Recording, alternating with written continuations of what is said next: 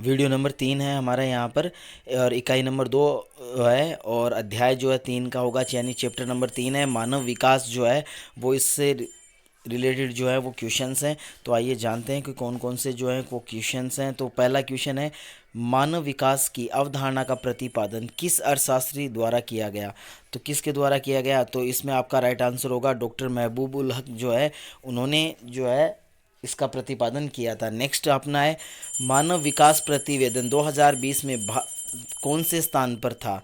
तो 2020 के अकॉर्डिंग भारत का जो स्थान है मानव विकास जो है प्रतिवेदन में, तो वो कौन सा स्थान है, तो भारत का स्थान है वो 131वां स्टूडेंट। उसके बाद में अंतर्राष्ट्रीय श्रम संगठन ने विकास के किस उपागम को प्रस्तावित किया था। तो किसको किया था, तो यहाँ पर जो आपका राइट आंसर होगा वो ऑप्शन नंबर द है। ठीक है, तो ऑप्शन नंबर द आपका यहाँ पर होगा, आधारभूत आवश्यकता उपागम को जो है अंतर्राष्ट्रीय श्रम संगठन द्वारा जो है वो प्रस्तावित किया गया था। नेक्स्ट की अपन बात करें नंबर 4 की, निम्न में से किसका संबंध गुणात्मक परिवर्तन से जो मूल्य सापेक्ष होता है। ठीक है, तो यहाँ पर अगर अपन बात करें तो कौन सा जो है यहाँ पर जो ऑप्शन जो गुणात्मक परिवर्तन से है और जो मूल्य सापेक्ष होता है, तो क्या होता है, तो विकास होता है। ठीक है, तो विकास गुणात्मक होता है और मूल्य सापेक्ष होता है, जबकि वृद्धि है वो मात्रात्मक होती है और मूल्य निरपेक्ष होती है। उसके बाद में नंबर 5 की अपन बात करें, मानव विकास सूचकांक की शुरुआत कब हुई थी। तो मानव विकास की जो शुरुआत हुई थी वो स्टूडेंट आपकी 1990 में हुई थी। ठीक है, तो यहाँ पर आपको ये देखने हैं, सभी जो आंसर हैं उनको एक बार आप अच्छे से जो है देख लें। ठीक है, कौन कौन से ऑप्शन आपके जो सही हैं। ठीक है, और अपन अब बढ़ते हैं छठे क्वेश्चन की ओर।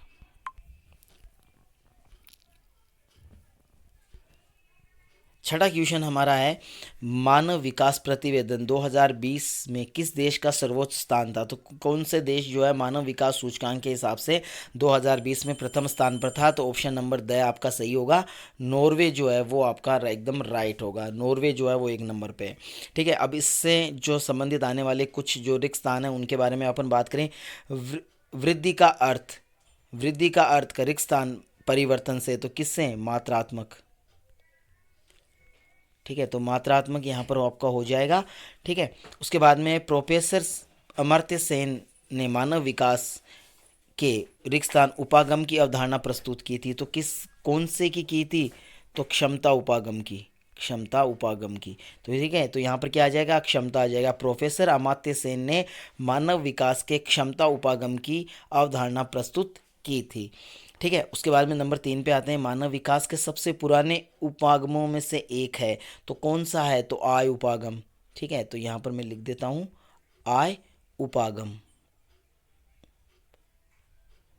ठीक है, तो आय उपागम में आपको यहाँ पे आय नाम याद रखना है, यहाँ मैं लिख रहा हूँ आय उपागम। ठीक है, तो आय उपागम जो था वो सबसे पुराना है। नंबर 4 है, मानव विकास के स्तंभ होते हैं, रिक्त स्थान कितने होते हैं, तो 4 होते हैं। तो यहाँ पर आपको 4 लिखने हैं। ठीक है, आप हिंदी में या गणित में कैसे भी आप चाहो वैसे आप लिख सकते हो। ठीक है, तो मानव विकास के जो है वो स्तंभ कितने हैं, 4 है।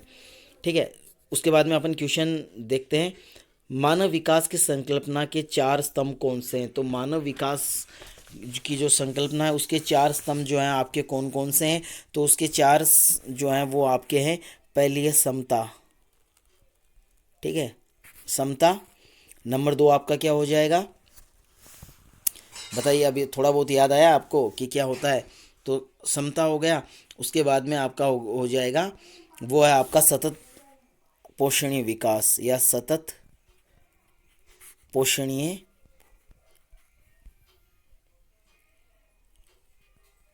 ये विकास। ठीक है, सतत पोषणीय विकास।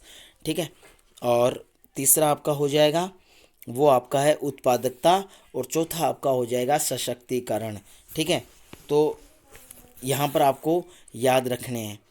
ठीक है, कौन कौन से होंगे, देखो 4 स्तंभ कौन से हैं मानव विकास के, पहला है समता, दूसरा है जिसको समानता भी आप बोल सकते हो। ठीक है, समानता या समता एक ही बात है। तो समता, सतत पोषणीयता, उसके बाद में सशक्तिकरण और उत्पादकता, ये 4 जो हैं वो स्तंभ हैं। ठीक है, ये आपको याद रखना है 4 स्तंभ कौन कौन से हैं। ठीक है, नेक्स्ट की ओर बढ़ते हैं अपन। तो नेक्स्ट आपका है वो है क्वेश्चन विकास, मानव विकास से क्या अभिप्राय है? तो मानव विकास से जो है क्या अभिप्राय है वो आपको बताना है। तो ऐसा विकास जो लोगों के विकल्पों में वृद्धि करता है और उनके जीवन में सुधार लाता है, मानव विकास कहलाता है। ठीक है, तो आपको याद रखना है मानव विकास क्या होगा? ऐसा विकास जो लोगों के विकल्पों में वृद्धि करता है और उनके जीवन में सुधार लाता है, वो मानव विकास कहलाता है। नेक्स्ट है, किसके द्वारा मानव विकास प्रतिवेदन जो है 1990 में प्रतिवर्ष जारी किया जाता है? तो यूएनडीपी, यूएनडीपी। ठीक है, यूएनडीपी द्वारा, यानी यूनाइटेड नेशन डेवलपमेंट प्रोग्राम। ठीक है, इसको आप एज हिंदी में भी लिख सकते हो, संयुक्त राष्ट्र विकास कार्यक्रम। ठीक है, आपको याद रखना है यूएनडीपी। यूएनडीपी इंग्लिश में इसकी जो फुल फॉर्म होगी वो होगी आपकी यूनाइटेड नेशन डेवलपमेंट प्रोग्राम, और हिंदी में इसको कहते हैं संयुक्त राष्ट्र विकास कार्यक्रम। ठीक है, ये आपको अच्छे से याद रखना है। मानव विकास के कोई 3 उपागम लिखें।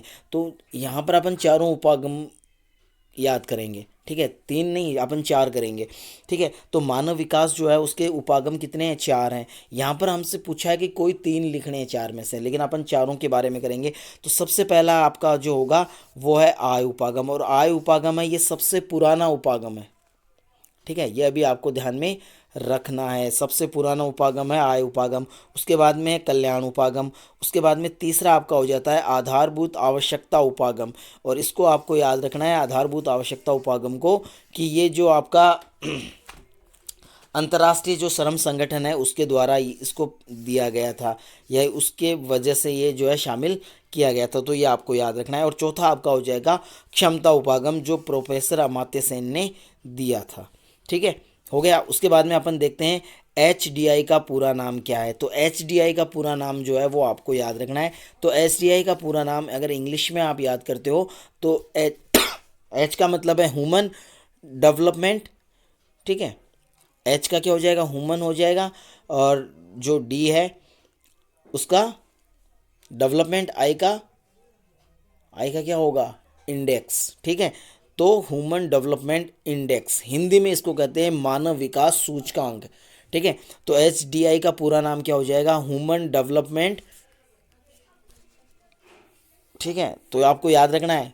और हिंदी में इसे क्या कहेंगे? मानव विकास सूचकांक।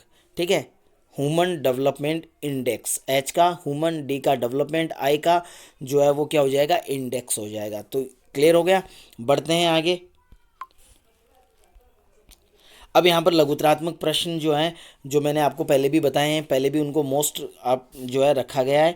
ठीक है, तो आप यहाँ पर उनको देख लें। वृद्धि और विकास में अंतर स्पष्ट करो। तो विकास और वृद्धि के बीच में अंतर बताना है। विकास मूल्य सापेक्ष होता है। ठीक है, ये निरपेक्ष होती है। ये गुणात्मक होता है, ये मात्रात्मक होती है। विकास को मापा नहीं जा सकता, जबकि वृद्धि को मापा जा सकता है। तो ऐसे कुछ कारण आपको यहाँ पर बताने हैं। उसके बाद में सशक्तिकरण का अर्थ क्या है? तो देखो, सशक्तिकरण का अर्थ जो है वो क्या होगा? तो सशक्तिकरण जो है वो क्या होता है, किस प्रकार से जो है इसका जो है महत्व होता है? तो सशक्तिकरण क्या है? कि किसी भी चीज़ को पाने के लिए सशक्त होना। ठीक है, तो ये आपका रहेगा। और उसके बारे में जो है, और मानव विकास में इसका क्या महत्व है वो आपको बताना है। उसके बाद में है मानव विकास के क्षमता उपागम को स्पष्ट कीजिए। तो मानव विकास का जो क्षमता उपागम है, इसका जो संबंध है इस उपागम का, वो प्रोफेसर अमात्य सेन से है।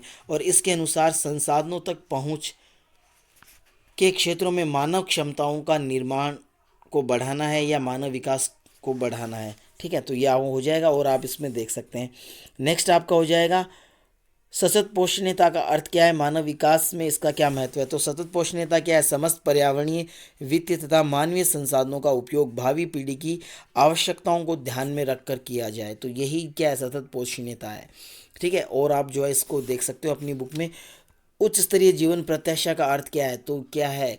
ठीक है, मतलब लोगों का जीवन जो है वो अच्छा हो, उनको हर चीज़ जो है आसानी से उपलब्ध हो जाए। ठीक है, अच्छी शिक्षा, अच्छी चिकित्सक व्यवस्था। ठीक है, और अच्छी इनकम वगैरह, ये सब इनका होता है। तो यहाँ पर आप जो देख सकते हैं और इसके बारे में अच्छे से याद कर सकते हैं। मानव गरीबी सूचकांक क्या है? तो इससे क्या होता है कि जो विश्व पॉपुलेशन है उसकी जो गरीबी है उसके बारे में पता है, यानी विश्व में कितने लोग जो हैं गरीबी के हैं, ये जो है यूएनओ द्वारा जारी किया जाता है। तो जिसमें यूएनओ द्वारा कुछ जो है में जो है एक क्या बोलते हैं उसको, लिमिट बोलते हैं, तो जो लिमिट की गई है कि इससे नीचे जो लोग रहेंगे वो गरीबी में रहेंगे, और इसका मानव विकास किन कमियों को ये मापता है। ठीक है, तो उसके अकॉर्डिंग आपको बताना है। इस वीडियो में इतना ही। चौथे वीडियो में फिर से जो है हम हमारी मुलाकात होगी नए टॉपिक यानी चैप्टर नंबर 4 के साथ। तब तक के लिए नमस्कार, धन्यवाद।